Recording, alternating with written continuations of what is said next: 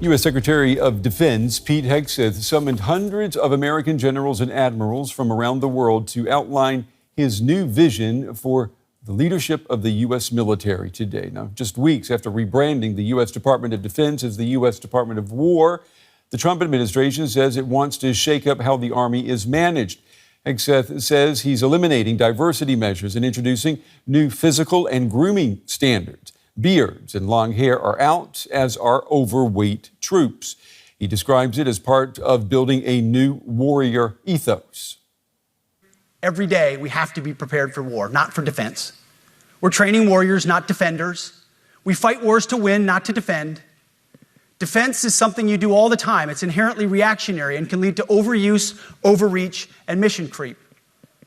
War is something you do sparingly, on our own terms, and with clear aims. We fight to win.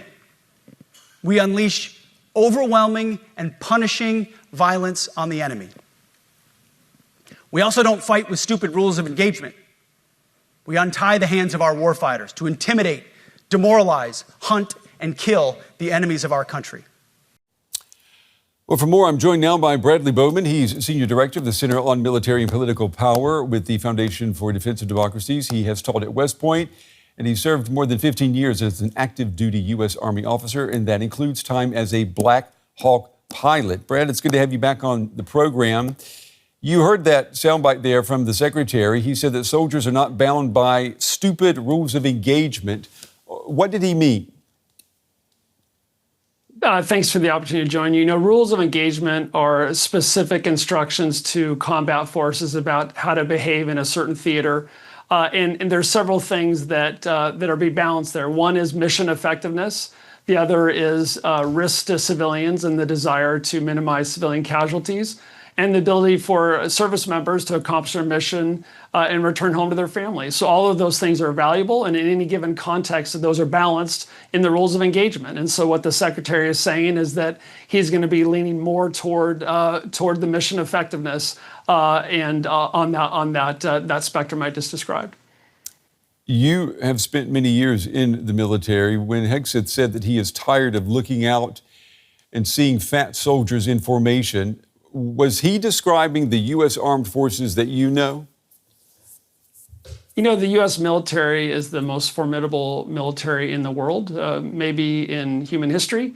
But that doesn't mean that we don't have problems and room for improvement. You know, when you look at readiness standards and physical fitness standards, the truth is that they vary from unit to unit and they're unevenly enforced. And I do believe that standards are important and should be enforced. And in some cases, we haven't already done that. So if he's focusing on warfighting, which is the primary job of the department, and the readiness of individuals and units to do that, I think that's an appropriate prioritization.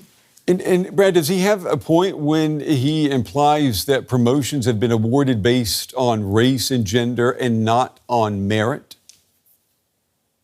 You know, the merit discussion is an important one. I believe a true meritocracy requires you to set standards that are based on what the mission requires, no more, no less. And that's going to be different for an infantryman versus a pilot versus a cyber warrior. And so you design the standards for that mission, and then you do not lower those standards, and then you allow people to compete for those positions, and there is no room for any considerations of gender or race in that process, in my view.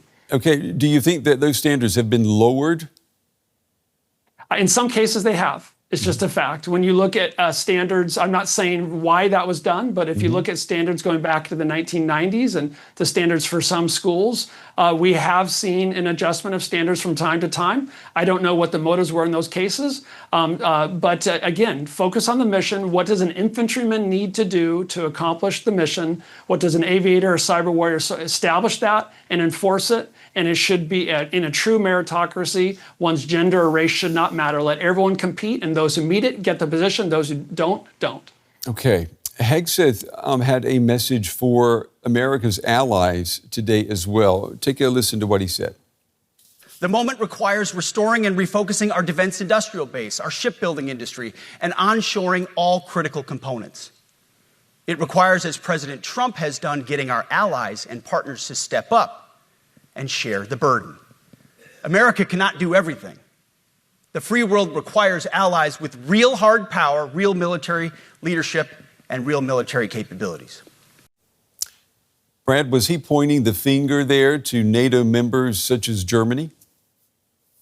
You know, the chairman of the Joint Chiefs of Staff said this summer that we're seeing unprecedented cooperation between China, Russia, Iran, and North Korea that's making each of them more formidable.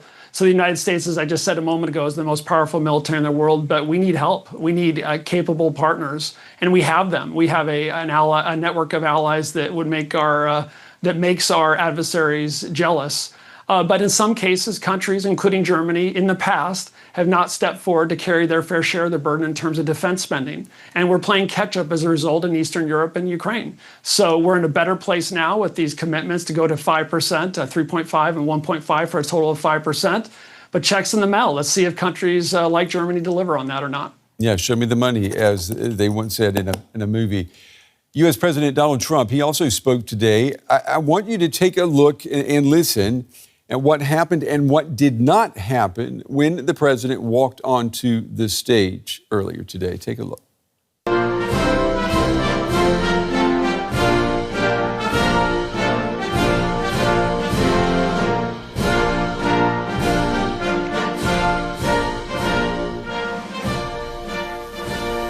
Thank you very much, Pete. Great job you're doing, too. Fantastic job. I've never walked into a room so silent before. This is very... Oh, don't laugh. You're not allowed to do that. You know what? Just have a good time. And if you want to applaud, you applaud. And if you want to do anything you want, you can do anything you want. And if you don't like what I'm saying, you can leave the room. Of course, there goes your rank. There goes your future. Brett, if you could read the room for us and for our viewers around the world, why were all of these generals and admirals, why were they so silent when their commander-in-chief walked onto the stage and started talking? You know, to someone who's not familiar with the U.S. military, that might seem very odd.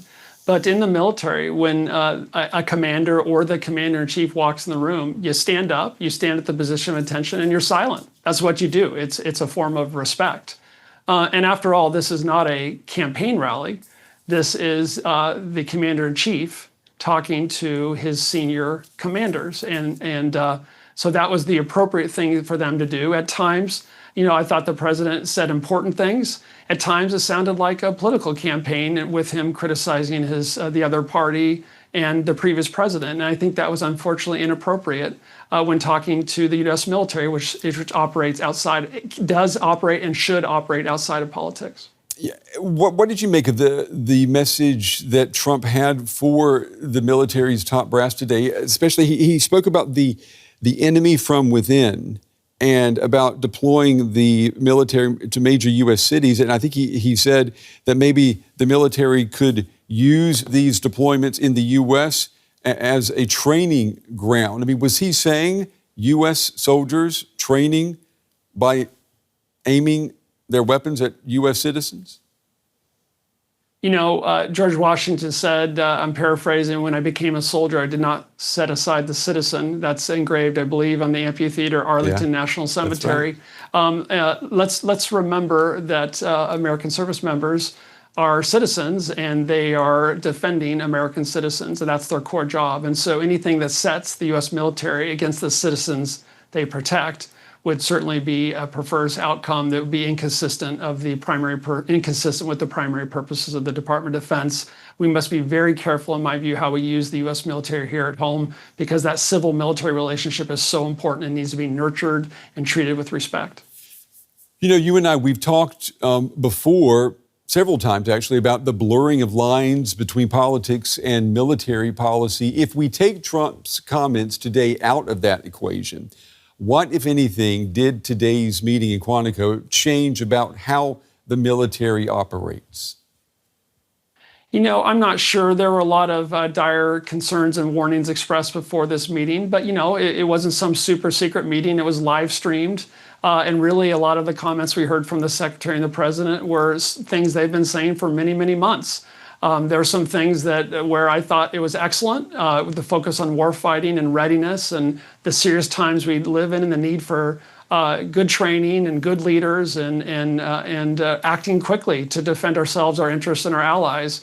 There are other things that I thought were unhelpful that I would advise that they not say. But I think our military is led by professional individuals. Can you give me an example, Brad? I think the comment about using the U.S. military in American cities as a training ground, that should never have been said. That there's deep problems behind that.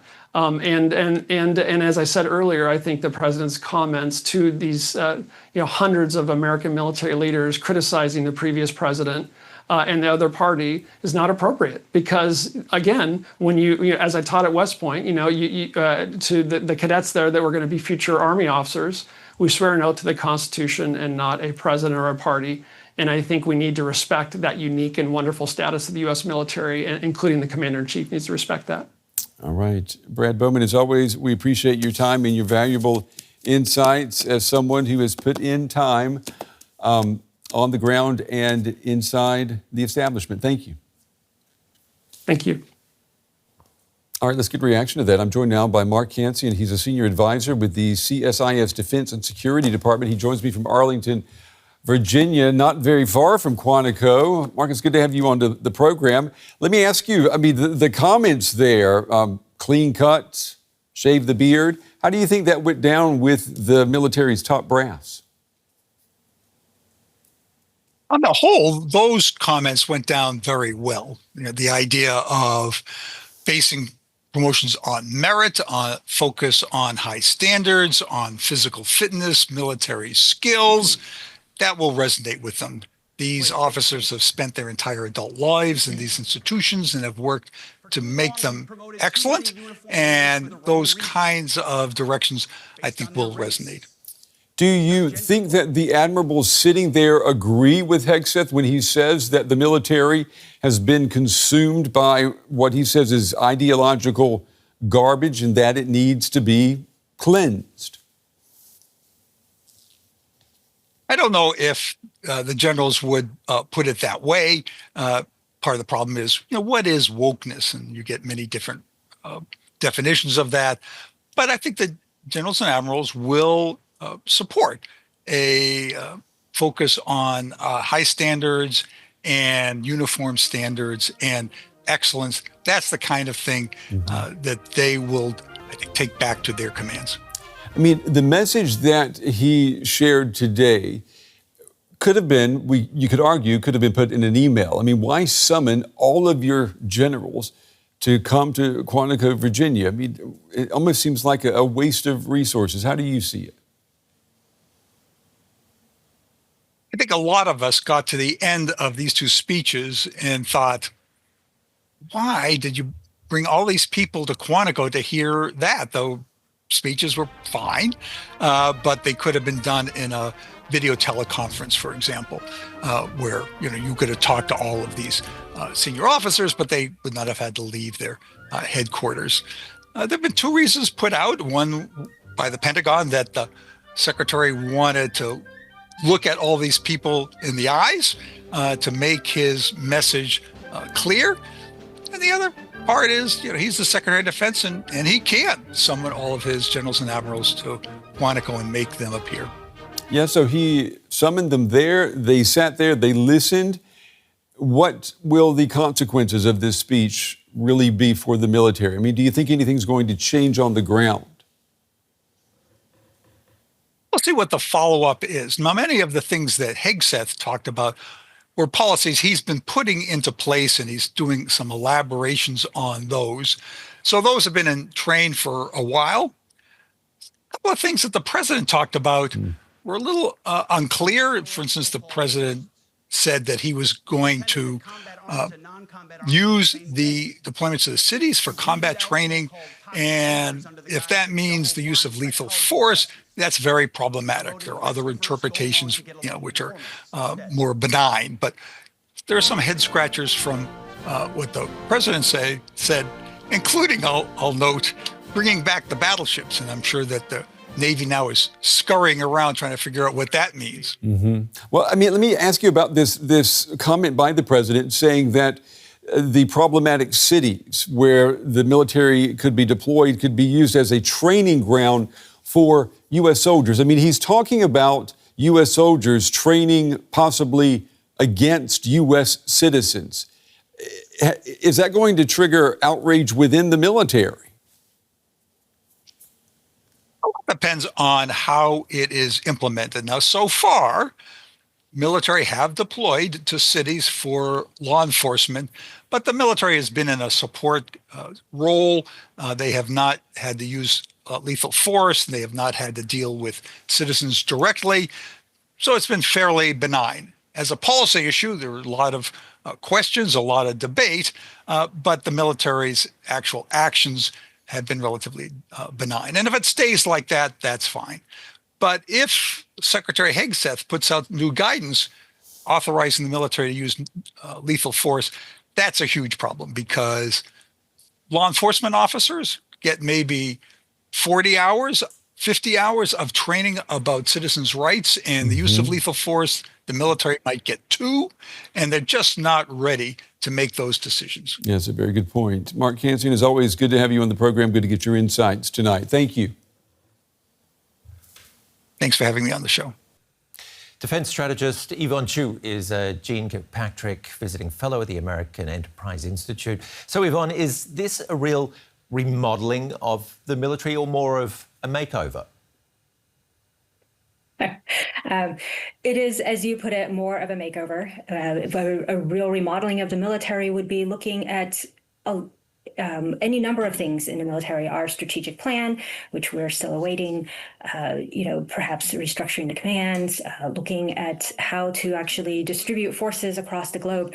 And so this is professional standards and grooming, physical fitness. These are all really important parts of being in the military, but they're simply the groundwork, and they are by themselves insufficient.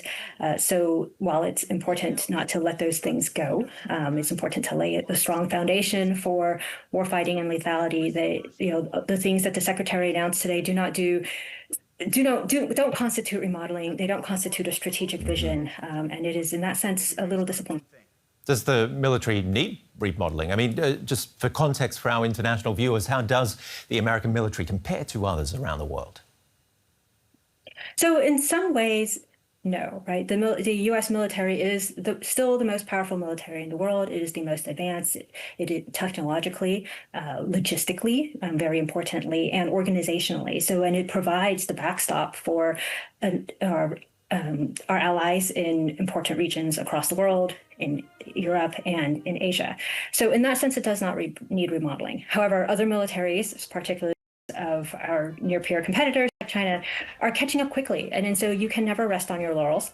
And so the Secretary is right to continue to push, but he's not pushing in the right areas. What the U.S. military needs to be doing is thinking about how it's going to support its allies and partners in both theaters, both the European theater and in the Indo-Pacific theater, with a declining number of troops, ships, other platforms. And so these are long-term strategic problems that the Secretary of Defense would be well advised to think about.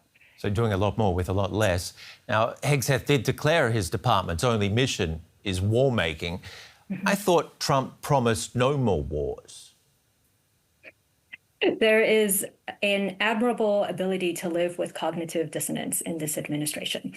And they are not wrong, right? You do achieve, you can promote peace by preparing for war.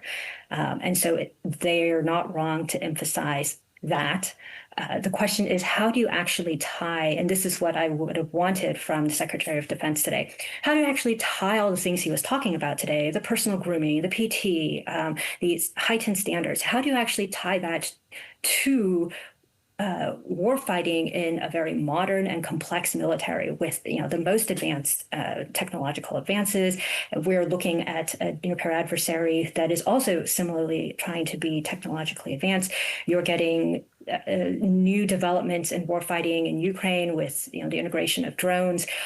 So you have to, as the Secretary of Defense, you have to be able to connect that vision for the individual warfighter to the broader, complex joint military operations, and that is unfortunately missing. One other thing at the gathering, Trump talked about a war from within and suggested American cities be used as training grounds for troops. He's already done this in a number of cities run by Democrat mayors, his rival political party, of course. Is he referring to a political war here? So he is already metaphorically engaged in a political war. I think his language you can read it as just simply trolling the left, which he does constantly. But I do think that in combination with other things that he says and a number of actions, including not just sending National Guard into cities where the governors have not asked for them, but also active duty Marines into Los Angeles, and also recently the targeting of using the military to target Venezuelan boats in questionable international engagements, that there is an effort to change the rules of engagement for the military from multiple directions, right? To make, and using the term war, talking about the enemy within, this is all about changing the rules of engagement. And it's all about trying to use the military for policing functions and thus making it more permissive to use violence in ways that wouldn't be permissible in a police environment. Once you bring in the military, once you say the word war, once you bring in the military, then it creates this sense of crisis and allows you to use different and much more permissive rules of engagement that may not be appropriate for the domestic setting. Yvonne, Chiu, thank you very much for your input tonight. Yeah, a pleasure.